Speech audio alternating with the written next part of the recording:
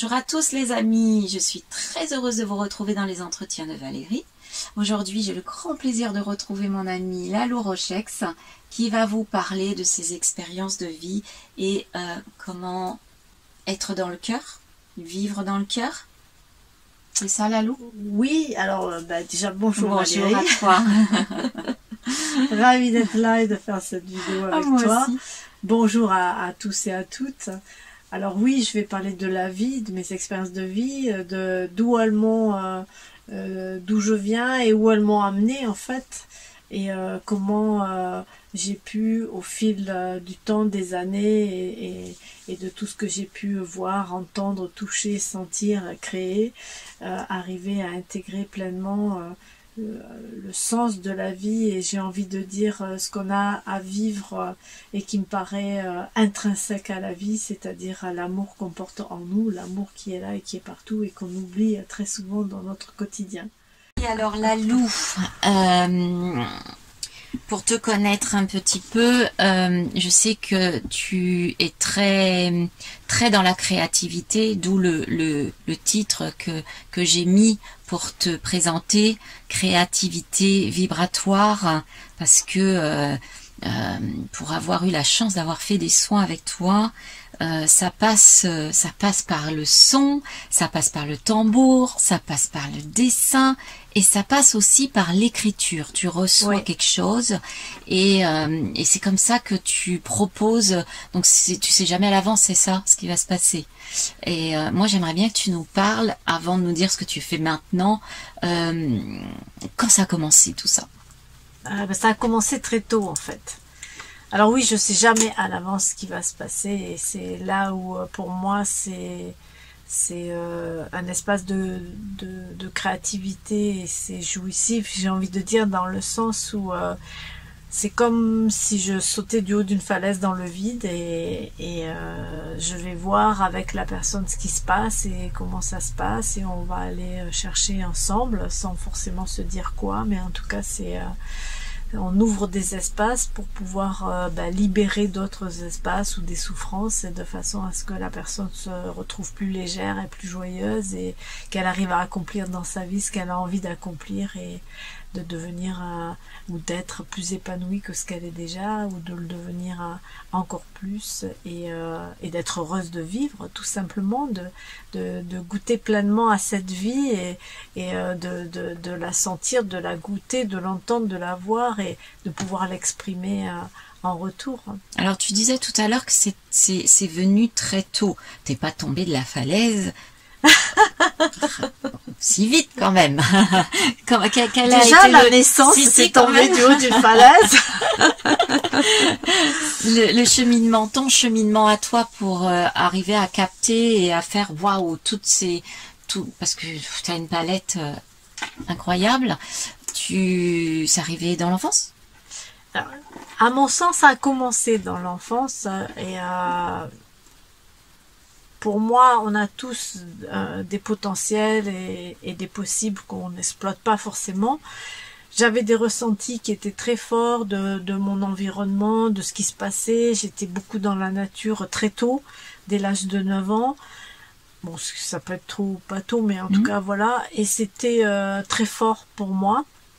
Et j'ai eu la chance, parce que c'est des ressentis qui pouvaient me perturber aussi à certains moments, et j'ai eu la chance de rentrer dans une école qui est une école Le Freinet quand j'étais en primaire, et qui m'a ouvert les espaces de la créativité, que j'ai donc exploré, exploité, et vraiment je me suis régalée, et ça faisait partie intrinsèque de ma vie, c'est-à-dire je me souviens, j'écrivais beaucoup déjà à l'époque, parce qu'on créait un journal qu'on vendait, et on le vendait pour pouvoir faire entrer de l'argent dans l'école, et pour pouvoir acheter du matériel, parce qu'on développait aussi bien, alors bon, aujourd'hui c'est controversé, mais à l'époque ça l'était pas, on développait aussi bien cerveau droit que cerveau gauche, c'est-à-dire moi je me souviens, j'ai des souvenirs où je pouvais peindre, et mon instinct de l'époque me disait tu peins avec la main et tu écoutes la leçon de maths avec ta tête.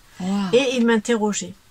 Donc c'était vraiment laisser faire, laisser venir la créativité par des canaux qui peuvent paraître mystérieux mais qui sont réels puisqu'ils existent.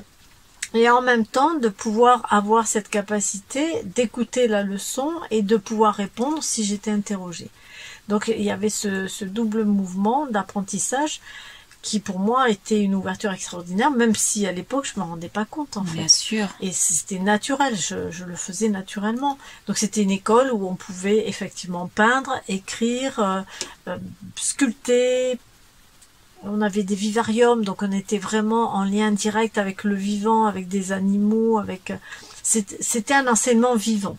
Même l'histoire, on la vivait, c'est-à-dire je me souviens, on avait fait des leçons, on avait étudié les châteaux forts à une période, je crois que c'est en CM ou quelque chose comme ça.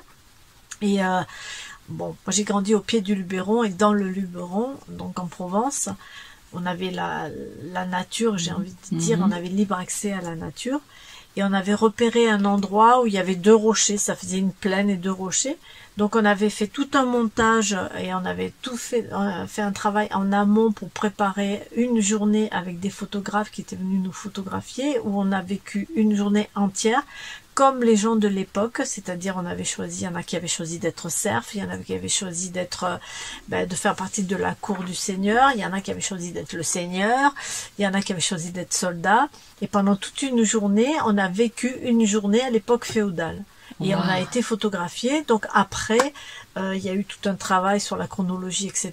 De fait, avec les photos qui avaient été prises, à quel moment, est-ce que c'était le matin, l'après-midi. Enfin bon, voilà, tout notre enseignement autour de la chronologie, de la frise chronologique, autour de comment on vivait à cette époque-là, s'est décliné à partir de cette journée-là. Wow. Soit par un travail en amont, soit par un travail en aval. Mais donc c'était créatif et c'était vivant et c'était super. Et ça, je l'ai gardé, j'ai envie de dire que ça m'a marqué, ça m'a imprégné, ça s'est incrusté en moi. Et je peux dire que j'ai vraiment abordé ma vie toujours avec cet aspect-là, qui me semble essentiel, le vivant et la créativité. Wow. Et alors, comment ça s'est développé tout le long de ta vie? Est-ce qu'à un moment donné, ça s'est arrêté? Bien que tu aies eu la chance de vivre ces moments-là, est-ce que ça s'est arrêté ou ça s'est développé ou ça s'est arrêté puis ensuite développé pour rentrer dans cette conscience? Alors, ce qui s'est passé quand j'étais vraiment à cette école-là, j'avais vraiment 2 pôles de créativité qui étaient dominants, j'ai envie de dire. C'était l'écriture et la peinture. D'accord. Donc l'écriture, moi je me souviens, ça faisait partie de ma vie 24 heures sur 24, enfin, entre guillemets, hein, parce que je rentrais de l'école à pied, je marchais, je voyais des hirondelles passer, et ça y est, je commençais à écrire un poème sur les hirondelles, et ça se mettait tout seul, et dès que j'arrivais, j'écrivais mon texte pour pouvoir, après, bon, on lisait nos textes, on avait 2 jours dans la semaine, le matin où on lisait nos textes, et on choisissait, parce que il y avait un consensus collectif. C'était très participatif et très collectif dans cette école. Et j'adorais. Donc si mon texte était choisi, après il fallait que je le décore. Et j'étais responsable, parce qu'on avait tous des responsabilités. Donc j'étais responsable du journal et j'aidais ceux qui avaient du mal à décorer leurs textes. Je les aidais parce que voilà, j'avais une ouverture au dessin qui était plus forte que chez d'autres. Et puis ça me plaisait énormément. Mais c'est arrivé très tôt alors. Oui, alors ça a commencé comme ça, j'ai envie de dire, avec plus de conscience, ça a commencé comme ça. D'accord. Et après, quand je regarde en arrière, je vois que dans mon cheminement, j'ai toujours eu l'art à portée de main. À un moment, je ne pouvais pas peindre parce que je n'avais pas d'atelier. Ça a été la danse. J'ai vécu avec un danseur pendant 4 ans. J'ai été initiée vraiment à la danse. J'avais vraiment besoin de ça parce que je sentais qu'au niveau du corps, il y a des choses qui n'étaient pas complètement ajustées. Je sentais pas suffisamment bien le bas de mon corps. Voilà, c'était super. J'avais la danse à portée de main. Voilà, j'ai malaxé, remué, bougé mon corps dans tous les sens jusqu'à ce que j'intègre vraiment ce que c'est que le mouvement dans le corps. Parce que j'avais vraiment cette sensation d'être coupée en deux, de pas sentir le bas de mon corps et de sentir que le haut. Donc c'est vrai que j'étais beaucoup dans la créativité, la création, on peut beaucoup être perché, comme on dit. Je me suis jamais sentie être quelqu'un de totalement perché, mais j'avais vraiment beaucoup de mal à faire descendre pour être ancré, par exemple. Donc le mouvement, la danse, c'est quelque chose qui m'a vraiment ramené au corps, dans le corps, pour pouvoir vraiment sentir encore plus fort et plus pleinement ce qui nous entoure et la vie. et de pouvoir poser les pieds sur terre. J'ai envie de dire que le chemin pour moi, c'est vraiment d'avoir la tête dans les étoiles et les pieds sur terre. Oui, et au centre, il y a le cœur. Et c'est ce qui nous permet de relationner et avec soi, à l'intérieur, et avec l'autre, à l'extérieur. Avec tout ce qui est vivant. Comment tu l'as déposé? Comment ça s'est déposé? Comment ça s'est déployé? Et comment tu l'as proposé aussi aux gens? Parce qu'à un moment donné, je crois que la vie t'a demandé, t'a proposé de le partager, ça, non? Oui, alors je l'ai partagé déjà dans des spectacles. Ah, d'accord. Voilà, ça s'est posé parce qu'on avait créé un cours de danse et voilà, j'étais dans les spectacles aussi. Et puis après, je m'en suis servi dans les ateliers et les groupes que j'animais. Pour moi, le mouvement est hyper important. Délier le corps, c'est une façon de délier l'esprit aussi. Quelle que soit la porte d'entrée, qu'on commence par une psychothérapie ou par des massages, c'est juste une porte d'entrée. Je vais travailler sur le corps, je vais travailler sur mon corps. Enfin, j'aime pas trop le mot travailler, mais disons, je choisis, voilà, de faire un cheminement par le massage. Je vais aller voir quelqu'un qui me masse. Ça va ouvrir des espaces en moi et ça va ouvrir les mêmes espaces au niveau psychologique. Simplement, j'ai choisi cette porte d'entrée-là parce qu'elle me convient mieux. Mais il y a des gens qui vont aller en psycho parce qu'ils ont besoin d'un peu plus d'analyse, d'un peu plus de... Voilà. Mais le fait d'ouvrir aussi au niveau de l'esprit, ça va libérer au niveau du corps et ça va ouvrir au niveau du corps. Tout à fait. Et après, ça peut changer. Hein. Oui, après, ça peut changer. On peut faire les deux simultanés. On peut faire... Voilà, c'est vraiment suivre le mouvement de ce dont j'ai besoin à l'instant T, pour moi, là, aujourd'hui, par rapport à ce que je sens, par rapport à une souffrance que j'ai, par rapport à un blocage. De toute façon, blocage ou souffrance, c'est toujours la même chose. C'est quelque chose qui est souffrant encore, qui gratte quelque part. Donc, j'ai besoin de m'en libérer pour pouvoir acquérir un peu plus de liberté. Liberté d'être. Et quand j'acquiers de la liberté d'être, j'acquiers aussi la liberté de faire. Et après, il y a eu la voix qui est arrivée. Chose que je pensais vraiment inimaginable, parce que j'avais vraiment de gros, pas handicap, mais j'avais été beaucoup bâillonnée quand j'étais enfant. J'avais pas le droit de chanter, j'avais pas le droit de... Voilà, donc il y avait beaucoup de blocages, on va dire. Et puis voilà, j'ai pu à un moment rencontrer une personne qui... elle donnait des soins par la voix et le tambour, et c'est ce qui m'a ouvert aussi à cet espace-là. Donc ça a enrichi ma palette quelque part, ça m'a permis d'ouvrir d'autres espaces de créativité, et j'ai la sensation d'avoir fait vraiment le tour de tout ce qu'on peut faire au niveau créatif. Et avec le recul, maintenant je me dis que tout ce que j'ai fait, puisque à un moment j'ai eu une formation aussi en massage, je l'ai abordé avec un esprit artistique quelque part. Et pour moi, en fait, on est tous artistes, on est tous créateurs, et dans notre vie, se servir de cette palette-là, enfin entrer en tout cas par cette palette-là, c'est vaste, quoi. C'est vaste, c'est infini, la créativité, c'est infini. Parce que j'ai un parcours qui est quand même, je trouve, très riche dans tous les domaines, parce que avant, je disais, je suis une chercheuse. Et c'est vrai que j'ai cherché dans tous les domaines, dans tous les sens. Et qu'est-ce que tu cherchais? Alors, j'ai toujours cherché le sens profond de la vie. D'accord. Qu'est-ce qu'on fait ici? Pourquoi on est là? Quel sens ça a? Ce que je vois, ce que j'entends de façon très primaire, et les sociétés, et ce que je vis, et ce que j'observe, ça ne peut pas être que ça. Mais depuis toujours, je me suis posé cette question-là. Depuis toujours, quand j'ai fait, parce que bon, j'ai fait ma communion, mes parents, voilà, n'étaient pas forcément pratiquants, mais avaient envie que je fasse ma communion, j'ai fait ma communion. Quand j'ai entendu parler de la vie de Jésus, c'était pas la religion qui m'intéressait du tout, mais sa vie, ce qu'il a vécu, ce qui s'est passé, m'a passionnée, mais vraiment m'a passionnée. Et je suis toujours aussi passionnée d'ailleurs des biopics. Voilà, un biopic pour moi c'est un film super, parce que je me dis, mais par où la vie elle passe pour nous faire grandir? Parce qu'à mon sens, quand on arrive ici, on arrive pour grandir. Donc au début on grandit physiquement, et puis on grandit émotionnellement, on grandit psychiquement, et on grandit spirituellement. Et on apprend à marcher toute notre vie quelque part. Et c'est comment je chemine pour arriver petit enfant, allongé ou porté, et arriver à se mettre debout et à marcher droit et à pouvoir regarder droit devant soi et être pleinement et totalement ce que je suis au plus profond de moi-même. Pour moi, c'est ça, marcher aussi spirituellement. Donc c'est ça que tu cherches. C'est ça que je cherchais. À l'époque, je ne savais pas forcément. Je le nommais sens de la vie, pourquoi on est là, qu'est-ce qu'on fait là, qu'est-ce que c'est ce monde, qu'est-ce que c'est ce... Voilà, j'étais pas forcément en accord avec tout, mais je sentais qu'il y avait autre chose. Et c'est la nature, je dis toujours que la nature m'a sauvée. Parce que j'étais pas du tout en adéquation avec les sociétés, ce qu'on nous demandait, l'école, etc. Bon, sauf cette école primaire, mais après je suis retournée dans un cursus plus classique. Et j'avais l'impression de voir que des incohérences et des aberrations, et vraiment quelque part ça me démontait. Il y a un endroit où ça me démontait. Donc j'avais besoin de me ressourcer et de me reconnecter à quelque chose de vrai, ce qui me semblait vrai. Qui me semblait être vivant, être logique ou être cohérent. Voilà. Et dans la nature, j'avais pas besoin de parler, j'avais juste besoin d'être là.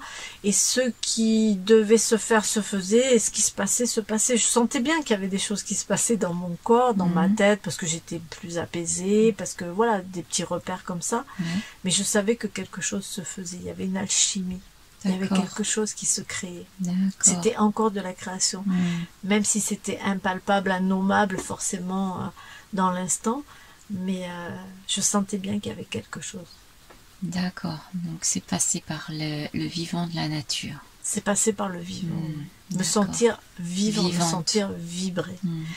Absolument. Voilà, de créer et de choisir aussi ma vie. Alors tu es passé par la créativité, mais tu es aussi passé par le voyage. Qu'est-ce que t'ont apporté tes voyages? Toute gamine, moi je voyais un avion décoller, mais mon cœur décollait avec. Mais alors là, on se rejoint tout à fait toutes les deux.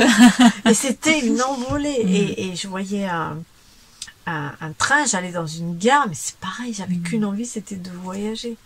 Donc à un moment dans ma vie, je me suis dit, bon ben c'est le moment, je voyage. Et dès que j'ai pu, je suis partie en voyage. Et voyager, alors pas pour visiter. Alors voilà, si, je vais voir des choses à voir, mais ce qui m'intéresse, c'est de vivre avec les gens. De vivre avec eux. C'est-à-dire, je pars et je vais chez les gens. Je vais chez les gens, je vis avec eux, c'est des échanges. Donc je peux voyager avec très peu en fait, parce que à part les billets ou les choses comme ça, après quand je suis avec les gens, c'est un échange de services, donc je suis logée, nourrie, blanchie, et ça me va très bien. Et dans certains pays, quand on vit avec très peu, j'ai même pas besoin, mais je vais quand même vivre chez eux. C'est une ouverture d'esprit aussi. Oui, ma question c'est ça. Qu'est-ce que ça t'a apporté et comment tu le partages? Ça m'a montré qu'il n'y a pas de vérité absolue. Que chacun vit sa vérité en fonction du contexte dans lequel il grandit, avec les impacts qu'il peut avoir ou les injonctions qu'il reçoit, que ce soit des injonctions religieuses, parentales, éducationnelles ou sociétales.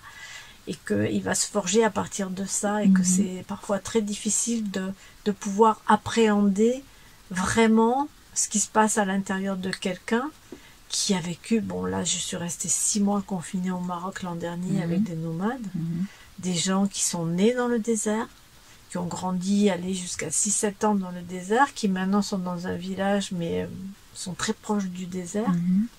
Mais ils ne peuvent pas du tout appréhender le monde comme moi je peux l'appréhender. Donc qu'est-ce qui va faire qu'on est reliés à ce moment-là? Qu'est-ce qui va faire qu'on peut quand même communiquer et être ensemble et vivre ensemble et vibrer ensemble? Ben, c'est cette autre chose. C'est la vie. C'est la vie, c'est le cœur, c'est l'amour qu'on peut porter en soi, parce que, à mon sens, à part l'amour, il n'y a rien d'autre à vivre sur Terre. Même si on est des amis, mais qu'on ne sait absolument pas ce que c'est l'amour, ou très peu, ou qu'on commence à peine à le découvrir. À part ça, qu'est-ce qu'il y a d'autre à vivre, vraiment? Et on le voit, et c'est terrible, parce qu'il faut vraiment qu'il y ait des catastrophes, j'ai envie de dire. Alors ça, c'est un mystère que j'ai pas élucidé. Qu'est-ce qui fait que l'être humain a souvent besoin d'être au pied du mur pour pouvoir réagir et agir pour son bien-être à lui-même déjà, et puis pour la collectivité, pour le bien-être commun. Aujourd'hui, Ouais, on est dans solidarité. Voilà, on est dans une mondialisation et on a oublié le bien commun d'une bonne partie du monde. Et il y a un moment, c'est important de revenir à ça, à cette conscience-là. À cette conscience-là. Et pour moi, ça passe par la conscience. Ouvrir les espaces pour être pleinement dans cette conscience de ce qu'est la vie, de ce que l'on est et de comment on va le partager et le vivre. Donc toi, c'est passé par la créativité et les voyages. La créativité, les voyages, les rencontres, les rencontres. Relationnel. Quand je dis voyage, ça fait partie intrinsèque des voyages, les rencontres. Le relationnel a été un miroir très fort pour moi parce que voilà, ce que je vis avec l'autre et ce qu'il me renvoie, qui est souvent un miroir. Au début, je pouvais dire ça m'intéresse pas, c'est pas moi, etc. Jusqu'au jour où je me suis dit, ce qui me renvoie, c'est s'il y a une résonance. S'il y a une résonance, c'est que quelque part chez moi, je retrouve la même chose.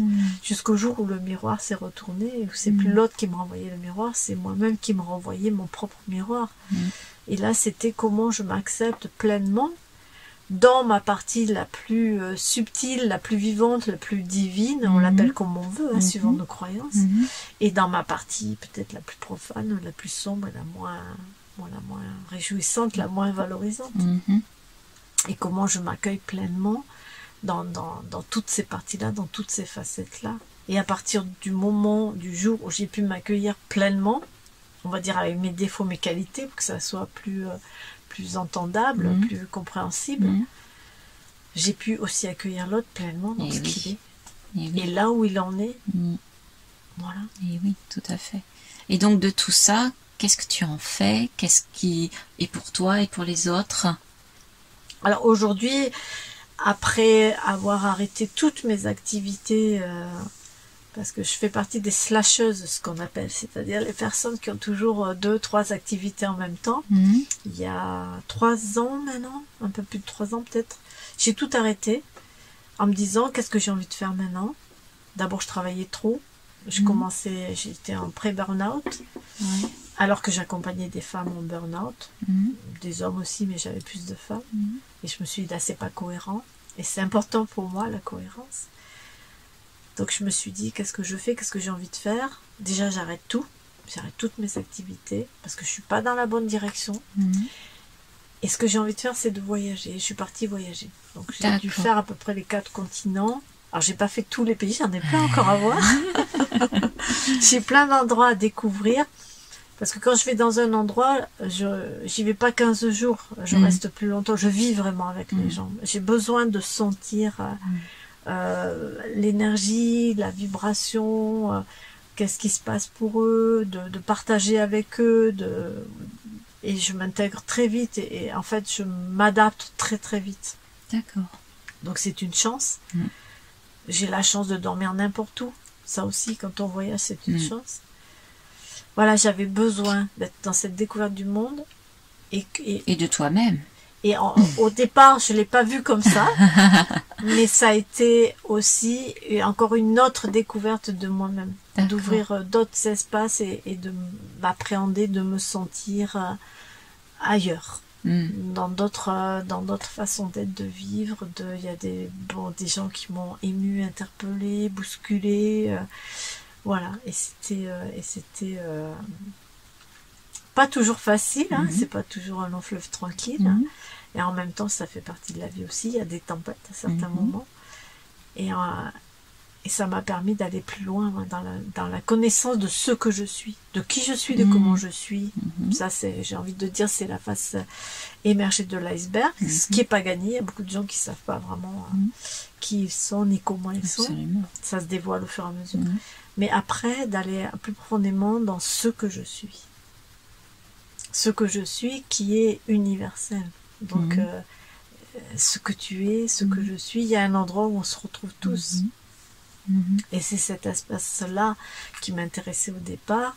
Et sur le chemin, j'ai rencontré aussi mon propre espace, un peu plus finement, un peu plus subtilement, j'ai envie de dire.